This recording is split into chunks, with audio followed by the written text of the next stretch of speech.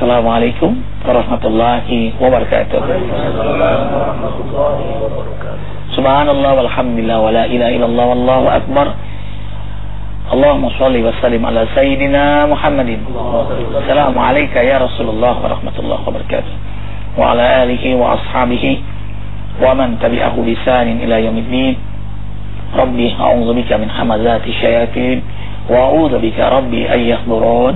Subhanaka la ilma lana illa ma 'allamtana innaka antal alimul hakim. La haula wala quwwata illa billahil aliyil azim. Pemirsa Cahaya Hati, guru-guru semua insyaallah diberkahi oleh Allah.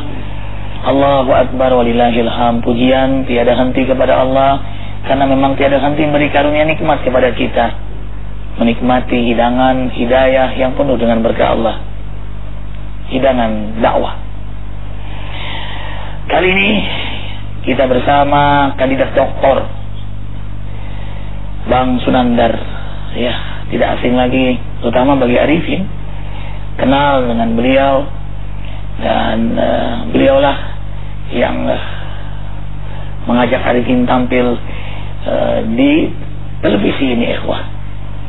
Sekarang beliau semakin menyempurnakan pendidikan beliau,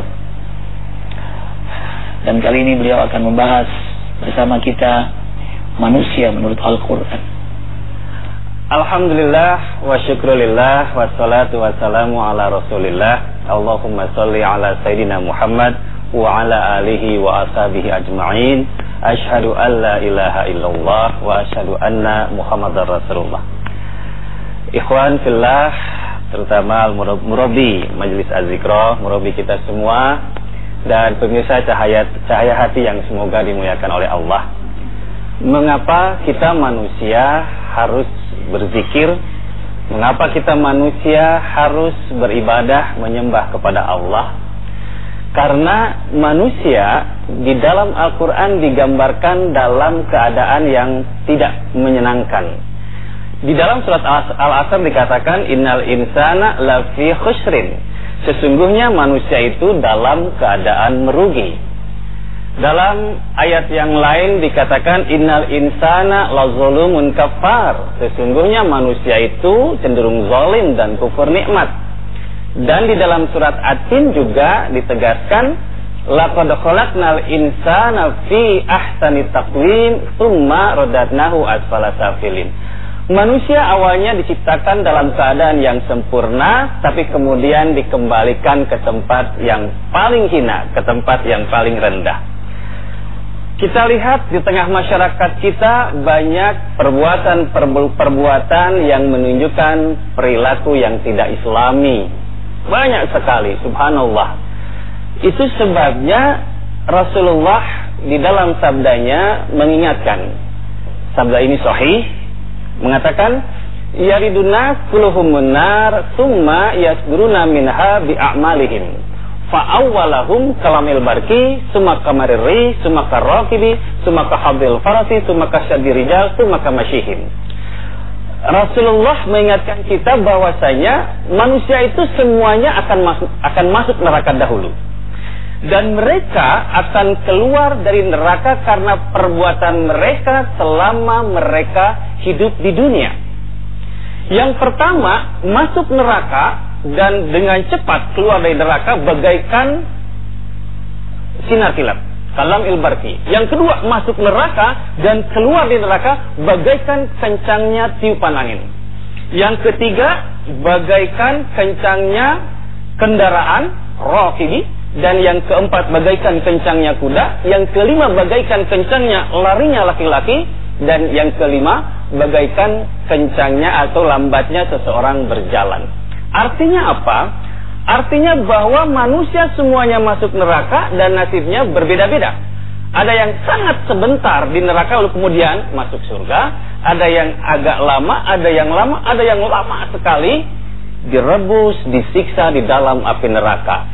Sebentar dan lamanya itu sangat tergantung kepada perbuatan mereka selama mereka hidup.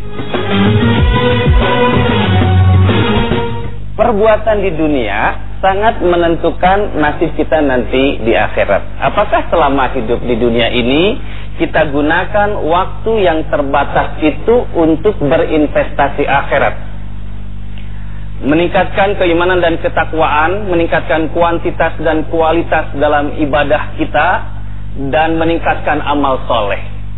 Semua itulah yang akan menentukan masuk dalam kelompok yang mana. Bagaimana pandangan Al-Quran tentang nasib tadi? Mari kita lihat surat Az-Zumar, surat ke-39 ayat 71 mengatakan, wasiqal ladzina kafaru ila jahannama zumara. Orang-orang kafir itu akan dimasukkan ke dalam neraka jahanam zumara, rombongan-rombongan. Di dalam ayat ke-73 dikatakan, wasiqal ladzina taqaw rabbahum ila jannah zumara.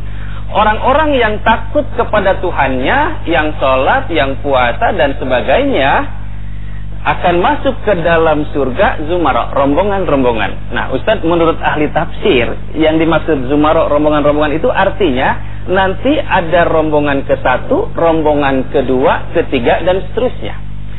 Ketika rombongan ke-1 masuk surga, maka rombongan kedua nunggu dulu, antri, transit. Transitnya di mana? Di dalam Al-Quran dan hadis banyak dikatakan hanya ada 2 tempat, jannah wan nar, dengan berbagai jenisnya, macamnya. Maka ketika rombongan ke-1 masuk surga, rombongan kedua pasti transitnya di neraka. Rombongan ketiga, keempat dan seterusnya itu juga menandakan seberapa banyak amal ibadah yang diperbuat ketika hidup dan seberapa besar dosa dan maksiat, kedurhakaan, kezoliman yang dilakukan. Itulah yang menentukan apakah rombongan terakhir atau rombongan terdepan. Ustadz dan pemirsa Cahayati yang semoga dimuliakan oleh Allah, muncul pertanyaan, bagaimana dengan kita, pemirsa Cahayati yang setia, para asatidz? Apakah kita akan termasuk yang diklaim sebagai ahli neraka, sebagaimana sabda Rasul tadi? Idealnya, inginnya adalah seperti itu. Kita selamat sa'adah di dunia wal akhirah. Tapi mari kita lihat, betulkah kita akan masuk dalam jannah bi ghairi hisab, atau kita akan diproses dahulu? Pemirsa Cahayati, mari kita kepalkan tangan. Ustadz yang ada di sini, para asatidz, kita kepalkan tangan. Saya ingin memberikan satu hipotesa, apakah tangan kita terbuka atau tidak. Kalau terbuka, maka insya Allah langsung masuk surga bi ghairi hisab. Iya, tapi mari kita coba. Saya akan ajukan beberapa pertanyaan, termasuk ke dalam diri saya sendiri. Yang pertama, pertanyaan yang pertama, apakah sebagai hamba Allah dan umat Rasulullah kita tidak pernah melakukan kesalahan dan kehilapan? Kalau belum pernah, silahkan buka. Yang kedua, apakah sebagai hamba Allah dan umat Rasulullah kita belum pernah berbuat dosa? Hanya Rasul sendiri nanti yang masuk surga. Iya. Tapi nanti ada solusi dari saat ya. Belum terbuka. Pemirsa Cahayati, ini para asatidz, para kiai sekalipun. Yang ketiga, Sebagai hamba Allah dan umat Rasulullah sejak akil balik, apakah kita tidak pernah berbuat maksiat? Selanjutnya yang keempat, apakah kita tidak pernah yang di rumah juga ikut? Yang di rumah. Apakah kita tidak pernah berbohong? Terutama yang sudah punya istri, apakah ada yang belum pernah bohong pada istrinya? Oh, bukan. Iya.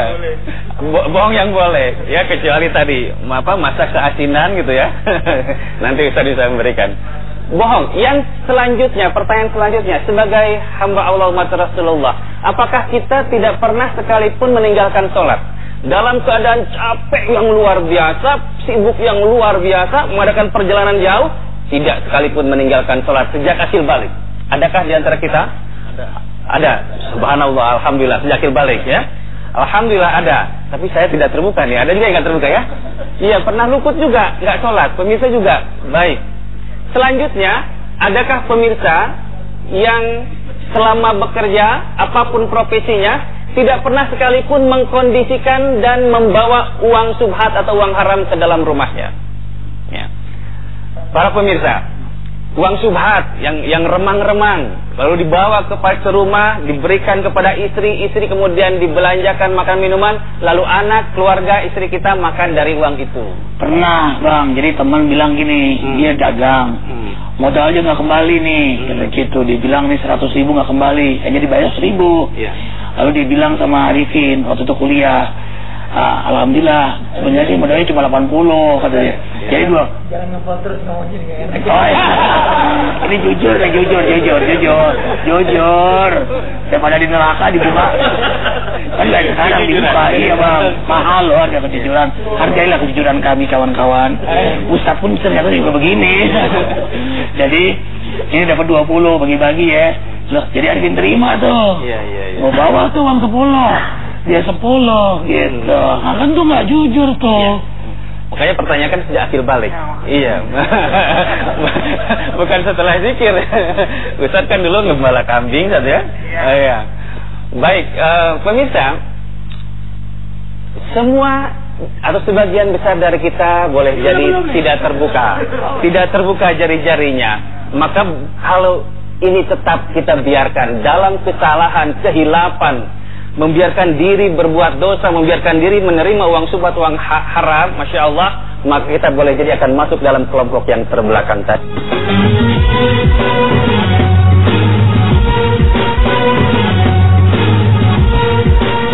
Rasulullah mengingatkan kita, man atas alaihi arba'una sanatan walam yablug khairuhu syarahu falyatahajjar ilan nar. Siapa yang usianya sudah sampai 40 tahun tetapi kebaikannya belum melebihi keburukannya, falyatahajjar ilan nar, maka lemparkan saja ke dalam api neraka. Ada hadis yang kedua yang sama tetapi akhirnya agak berbeda. Man atas alaihi arba'una sanatan walam yablug khairuhu syarahu falyasta'id ilan nar. Siapa yang usianya sudah sampai 40 tahun tetapi kebaikannya belum melebihi keburukannya, solat-solat wajib yang ditegakkannya belum lebih banyak daripada solat yang ditinggalkannya, amal-amal ibadahnya, amal solehnya belum lebih banyak daripada perbuatan dosa-dosanya, falyasta'id ilan nar, maka siap-siaplah dimasukkan ke dalam api neraka. Tetapi arti hadis ini ya Udah boleh, karena kita sudah menjadi ahli zikir. Iya. Pemahaman hadis yang kedua ini cukup menggembirakan karena pengertian falyasta'id ilan nar, siap-siap dimasukkan ke dalam api neraka, artinya kita masih diberi kesempatan agar tidak dimasukkan ke dalam api neraka. Itu sebabnya mari sisa hidup kita, karunia Allah yang luar biasa, karunia kehidupan, karunia umur panjang, sehat jasmani, karunia rezeki, kita gunakan untuk investasi akhirat. Ad-dunya mazra'atul akhirah. Dunia ini, apapun bentuknya, umur, rezeki, sehat jasmani, kita jadikan sebagai ladang amal untuk menutupi tadi tangan-tangan kita yang tidak terbuka, dengan harapan semua kesalahan kehilapan tertutup oleh kebaikan dan meningkatnya iman dan takwa kita dan menjadi ahli zikir. Illa man taba wa amana wa amila amalan salihah fa ulaika yubaddilullahu sayyi'atihim hasanat wa kana Allahu ghafurur rahima. Mereka yang bertaubat, kemudian mereka yang beriman, kemudian mereka yang beramal saleh, Allah ganti keburukannya dengan kemuliaan, kotornya dengan bersih, hinanya dengan mulia. Allah Maha Pengampun lagi Maha Penyayang.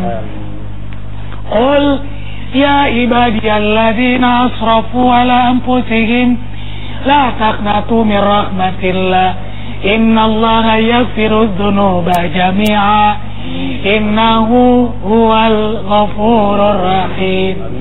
Hai hamba-hamba Allah yang telah melampaui batas dalam berbuat maksiat, seumur hidupnya penuh dengan dosa. Allahu Akbar, tidak ada dosa yang tidak ia perbuat. Semua anggota tubuhnya melakukan dosa. Janganlah putus asa, mohon rahmat Allah. Janganlah putus asa, mohon ampunan Allah. Sesungguhnya Allah akan mengampuni seluruh dosa-dosa hambanya jami'ah. Sesungguhnya Allah Maha Pengampun lagi Maha Penyayang. Walaula fadlullahi alaikum wa rahmatuhu ma zaka minkum min ahadin abada walakinnallaha yuzakki man yasha wallahu sami'un alim.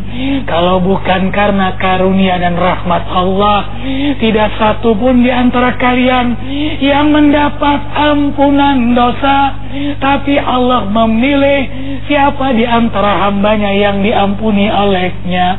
Maha mendengar Allah, lagi Maha mengetahui. Ya ayyuhalladzina amanu tubu ilallahi taubatan nasuha asa rabbukum ayyukaffira ankum sayiatikum wa yudkhilakum jannat. Hei orang beriman, bertobatlah kepada Allah sebenar-benarnya taubat. Niscaya Allah cover, tutupin yang tadinya begini semua. Akhirnya dengan taubat sungguh-sungguh Allah buka. Waqimus sayiat wa man takis sayiati yawma idzin faqad rahimta wa dzalika huwal fawzul azim. Siapa di hari kiamat yang mestinya dibuka aibnya, dipertanggungjawabkan atas dosanya, disiksa karena kezalimannya, tapi Allah tidak buka, tapi Allah tidak balas, tapi Allah tidak siksa, tapi Allah tidak masukkan ke neraka karena taubatnya. Itulah rahmat Allah, itulah kemenangan bagi orang-orang yang bertaubat. Karena itu jangan tunda lagi, masih hidup, segeralah bertaubat. Makasih ya Allah, Kau masih beri kesempatan kami memperbaiki diri. Engkau sangat sayang pada kami, bimbing kami untuk menjadi hamba-Mu yang sungguh-sungguh bertaubat padamu. Terima kasih Bang Sunandar yang menghantarkan kami semakin sadar betapa besarnya karunia Allah, kesempatan bertaubat. Subhanakallahumma bihamdika asyhadu an la ilaha illa anta astaghfiruka wa atubu ilaik. Wabillahi taufiq wal hidayah. Wassalamualaikum warahmatullahi wabarakatuh. Ilahi